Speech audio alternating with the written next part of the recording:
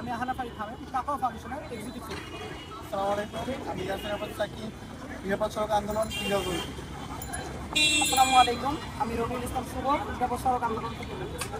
তাকওয়া ফাউন্ডেশন এবং নিরাপদ সড়ক আন্দোলন বিগত 6 দিন যাবৎ আমরা শাহজাহানপুর এবং খিলগাঁওয়ে নিরাপদ সড়কের জন্য কার্যক্রম পরিচালনা করেছি এবং বাজার মনিটরিং করেছি। পাশাপাশি আমরা খিলগাঁও পুলিশ ফাঁড়িতে, তারপর আপনার খিলগাঁও রেলগেট, আমতলা মসজিদের রোড, দেন আমরা শাহজাহানপুর হাটের মধ্যে যতটুকু সম্ভব আমরা আমাদের কার্যক্রম চালিয়ে গিয়েছি এবং প্রত্যেকটা গাড়ি যেন সুন্দরভাবে যাতায়াত করতে পারে এই দিক থেকেও আমরা যথেষ্ট কাজ করার চেষ্টা করেছি।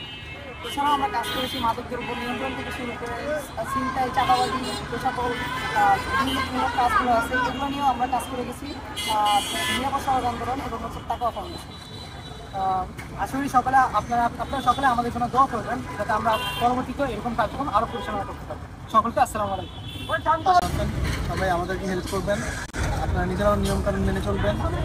সবাইকে অনেক অনেক ধন্যবাদ।